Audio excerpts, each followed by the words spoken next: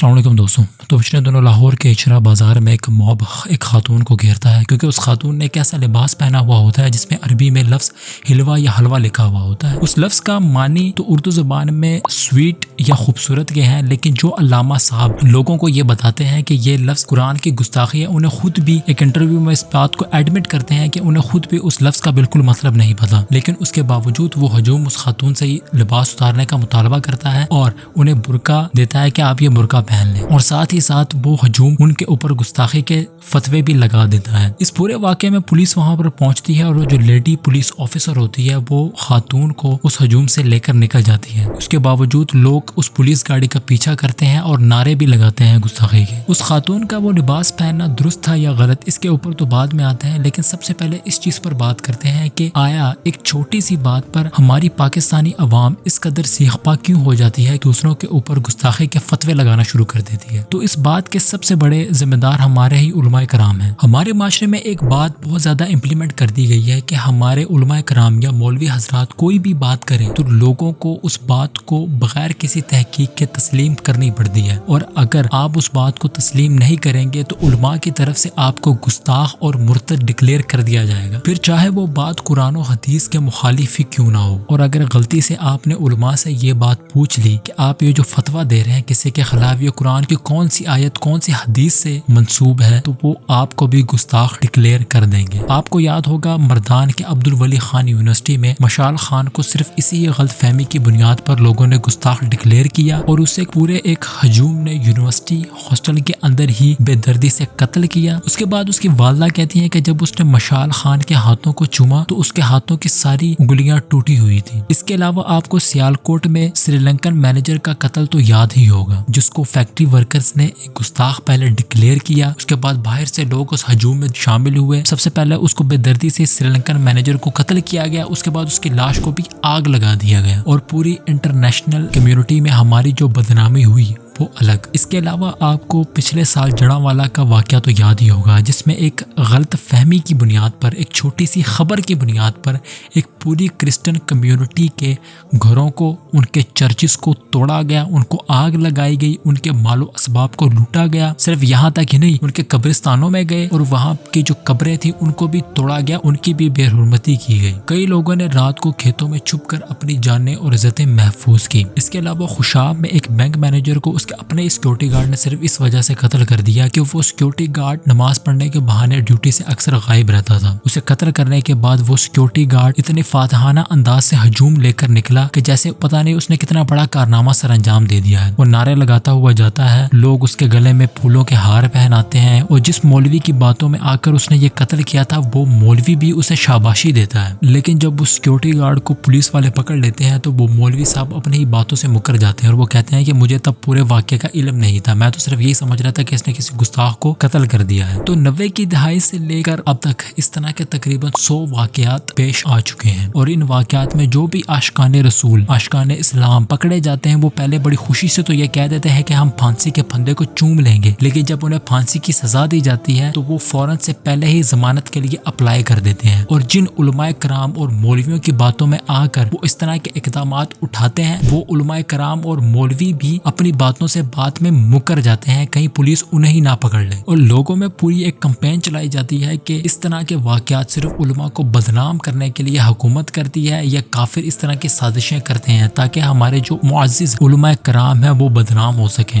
یہ بدنامی اور سازش والی بات آپ کو اس طرح کے ہر واقعے کے بعد سننے کو ملے گی، جس طرح اس اچرا بازار والے واقعے کے بعد آپ کو سننے کو مل رہا ہے کہ اس کی آڑ میں پہلے یہ لوگ ایسے الفاظ والے لباس استعمال کریں گے جس کے اوپر عربی خطاطی تحریر ہوگی، اس کے بعد یہ قرآنک آیات والی جو لباس ہیں اس کو بھی پہننا شروع کر دیں گے. اب یہاں پر ایک سوال یہ بنتا ہے کہ ہماری عوام دین کے معاملے میں اتنی جاہل کیوں ہے، کیوں اس کو ایک عربی رسم الخط اور قرآن میں فرق نظر نہیں آتا؟ تو اس کی سب سے بڑی وجہ ہمارے علماء کرام اور وہ مولوی حضرات ہیں جو اس قسم کے فتوے نکالتے ہیں کہ قرآن کو ڈائریکٹ نہیں پڑھنا چاہیے، کیونکہ جو بندہ قرآن کو ڈائریکٹ پڑھتا ہے اس کے گمراہ ہونے کے خدشات بڑھ جاتے ہیں. حالانکہ اسی قرآن کے متعلق اللہ تعالیٰ نے خود فرمایا ہے قرآن میں کہ ہم نے اس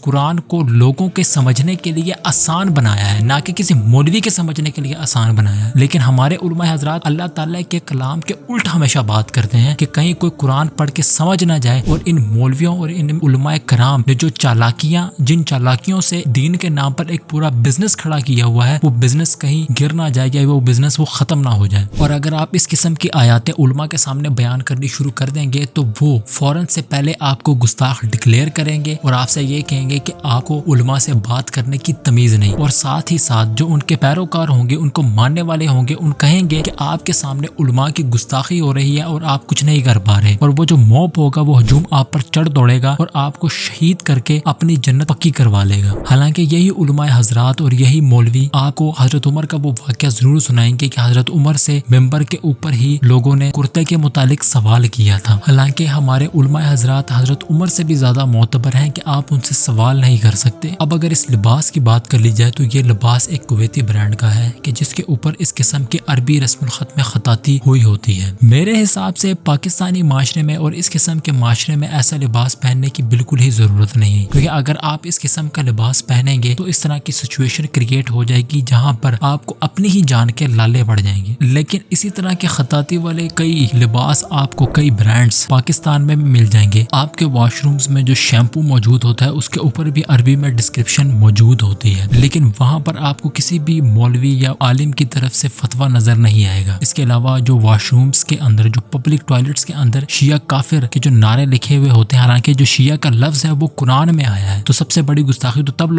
آپ لوگ کر رہے ہوتے ہیں جب آپ ٹوائلٹس میں اس طرح کی باتیں لکھ رہے ہوتے ہیں. اس کے علاوہ ہماری عوام کو ایجوکیٹ کرنے کی ضرورت ہے کہ جہاں پر عربی زبان میں کوئی عبارت لکھی ہوئی ہوتی ہے تو وہ قرآن کی کوئی آیت نہیں لکھی ہوتی. جیسے بیت الخلاء کا لفظ ہے وہ بھی عربی زبان کا لفظ ہے. تو آپ نے کبھی کسی کو دیکھا ہے کسی مسلمان پاکستانی مسلمان کو جاتے ہوئے کہ وہ اس لفظ کو چوم رہا ہو یا چاٹ رہا ہو؟ ہمارے علماء کرام نے عوام کو صرف قرآن کو چومنے اور چاٹنے پر لگا دیا ہے. کبھی ہمارے علماء کرام نے عوام کو اس بات کی تلقین نہیں کہ وہ قرآن کو کھولیں اور اس کو پڑھیں اس کو سمجھیں کہ اس کے اندر کیا لکھا ہوا ہے. ایک پاکستانی مووی ہے خدا کے لیے، اس کے اندر ایک ایکٹر ہوتا ہے کہ اسے امریکہ میں 9/11 کے حملوں کے بعد دہشت گرد سمجھ کے پکڑ لیا جاتا ہے جہاں جیسے وہاں پر اکثر مسلمانوں کو تب پکڑ لیا گیا تھا. تو اس کے سامنے ایک قرآن کا ایک صفحہ رکھا جاتا ہے، اسے کہتے ہیں کہ اس قرآن کو پڑھو. تو وہ اس قرآن کو پڑھتا ہے. اس کے بعد وہ جو قرآن پڑھانے والا ہوتا ہے وہ اسے پوچھتا ہے کہ اس کا مطلب بھی مجھے بتاؤ کہ اس کا مطلب کیا ہے. تو آگے سے وہ ایکٹر کہتا ہے کہ مجھے اس کا مطلب نہیں پتا. تو وہ بندہ اسے جواب دیتا ہے کہ ایسا تو نہیں ہو سکتا کہ تمہیں ایک زبان پورے طریقے سے آتی ہے اور تم اسے پڑھ سکتے ہو اور تمہیں اس کا مطلب نہیں پتا. یہ کس قدر شرمندگی والی بات ہے ہم تمام مسلمانوں کے لیے کہ ہمیں قرآن پڑھنا تو آتا ہے لیکن کبھی بھی ہم نے اس بات پر غور نہیں کیا کہ ہمیں قرآن سمجھ میں کیوں نہیں آتا. پوری دنیا میں شاید سب کانٹیننٹ ہی ایک ایسا خطہ ہوگا جہاں پر بغیر سمجھ کے لوگ قرآن پڑھتے ہیں. مشتاق احمد یوسفی کو تو آپ لوگ جانتے ہی ہوں گے. ان سے ایک دفعہ ایک عربی شیخ نے کہا تھا کہ یوسفی صاحب کلمہ تو ہم نے بھی پڑھا ہے لیکن آپ لوگ تو کلمہ پڑھ کر باولے ہی ہو گئے ہیں. تو میری اب تمام سننے والوں سے گزارش ہے کہ خدا را قرآن کو سیریس لیں، قرآن کو سمجھ کر پڑھیں. بغیر ترجمے کے قرآن پڑھنے کا بالکل بھی فائدہ نہیں ہے. آپ بغیر سمجھ کے قرآن کو صرف اگر ثواب کی نیت سے پڑھ رہے ہیں تو بے شک آپ کو ثواب تو مل جائے گا لیکن جس قرآن کو اللہ تعالیٰ نے قیامت تک آنے والے انسانوں کے لیے ہدایت کا ذریعہ بنایا ہے آپ کو اس قرآن سے کبھی ہدایت نہیں ملے گی. آخر پر میں جلیل حیدر لاشالی کا ایک شعر کہوں گا: جانے کب کون کسے مار دے کافر کہہ کے، شہر کا شہر مسلمان ہوا پھرتا ہے.